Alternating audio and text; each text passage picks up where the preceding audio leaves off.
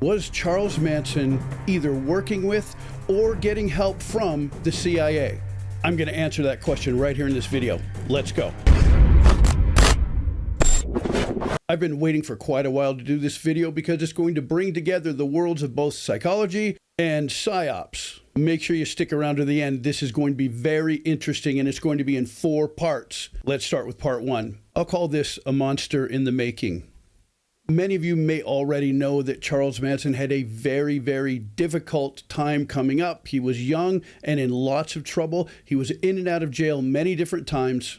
But each time he was in and out of jail before the main one we're going to get into, he was treated like everybody else. So we're going to put away the 1950s and we're going to go to 1960 because as he is incarcerated in 1960 for 7 years, something different begins to happen.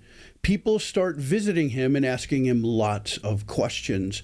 It seems like at times maybe there's some sort of a hypnotism session going on that he's maybe somewhat aware of, but he's not quite sure what's happening. And he makes remarks to other prisoners as well as different guards about the strange visits that he gets from some of the doctors. This goes on for 7 years, and when he gets out in the spring of 1967, he is assigned to parole officer Roger Smith. And Roger Smith is simply a federal criminologist and a parole officer. Now, Manson actually violates his parole on the first day out of jail. He's not supposed to be leaving Southern California, but all of a sudden he shows up in San Francisco. And this is where he gets involved in what's called the Haight-Ashbury district. Now, just a few months later in July of 1967, he is arrested for interfering with an officer.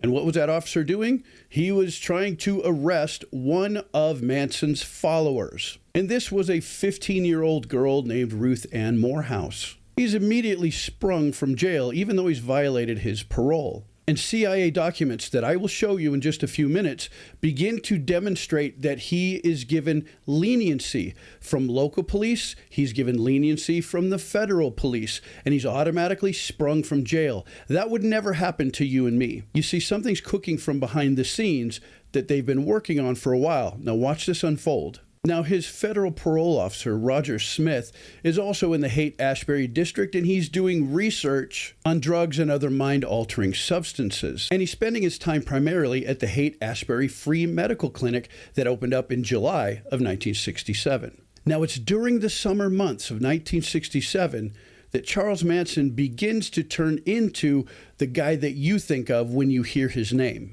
As federal prosecutors called him, the embodiment of evil. People knew him at the time as the hippie guru who could talk people into anything. Even if you hated him, if you met him, you would love him after just a couple of minutes of speaking with him.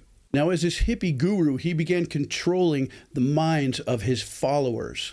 Now, during this time, he would regularly come into this clinic in Haight-Ashbury where he would meet with his parole officer, Roger Smith, because Roger Smith was working there. And he would show up once a week with 4 or 5 of the ladies that were his followers, these young girls. And they would be there for free assistance with everything from unwanted pregnancies to different types of STDs. All the while, Manson is meeting with his parole officer behind the scenes for his weekly parole checkup. People begin to notice that these ladies that are with him, they never speak unless they're spoken to, and they do anything that Manson tells them. Now, also in the summer of 1967, this is when the Manson family that you've heard of begins to be formed.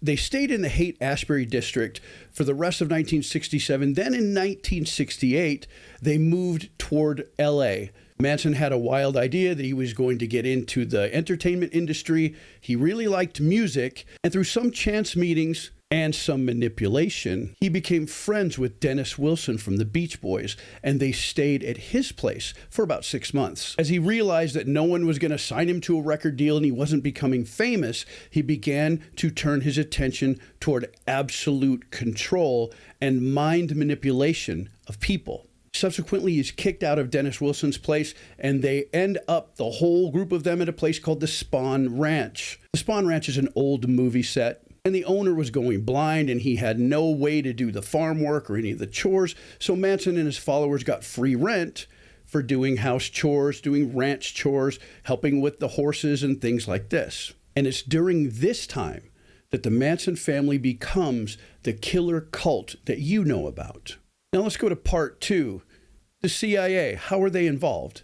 First of all, I need to paint you a short picture of a program called MK Ultra. This was a mind control brainwashing program that the CIA had begun many years before.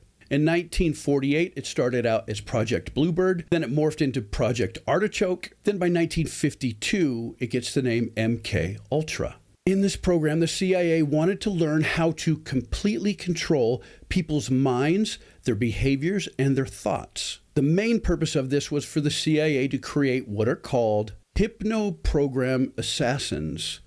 You might know them better as what are called Manchurian candidates. Now, through a combination of drugs and hypnotism, and yes, hypnotism is real, I can show you how to do it to specific people, they found that they could get people to even commit the M word of ending someone's life, even though it was against the person's moral code. Part of this process was making sure that the subject had no memory of any of their programming and then had no memory of the actual event. Now, they would also use these same methods on military couriers so that they could send secret messages across enemy lines, and the messenger would be able to give the secret information by being triggered by a specific word or phrase, and then using another tactic that I could show you, but I'm not going to do it here, you can get them to completely wipe that memory from their mind, and they have no memory or recollection whatsoever of what they've done. Now let's go to part 3.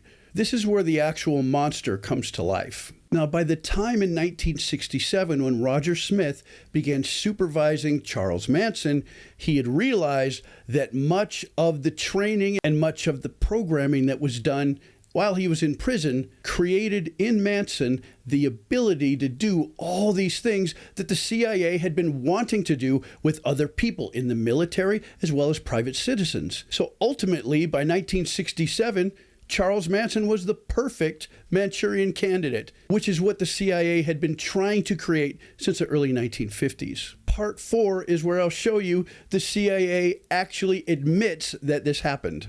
All of this gets exposed in the 1970s during what are called the Rockefeller hearings, as well as the church hearings. Now, ultimately, Senator Ted Kennedy and Daniel Inouye hold their own hearings, and this is the straw that breaks the camel's back. In official government records, the CIA actually admitted to doing exactly what I just told you. The only difference is they would not admit what they did. And when asked for the documentation, it had conveniently been destroyed. There was nothing left, so they thought. Now, the two people that were in charge of this whole thing at the CIA at the time in the 60s and so on were two guys that you may have heard of. One is Richard Helms, and the other is Dr. Sidney Gottlieb. And Gottlieb is what we would call the mad scientist of this entire thing. Was Manson working for the CIA? No. Was he getting help from the CIA? I think you can answer that yourself because it all came out in court. If you want me to do a really deep dive into MK Ultra and what they could do to people's brains, let me know in the comment section. I'll be happy to do a video on that, but it will be deep. Just let me know.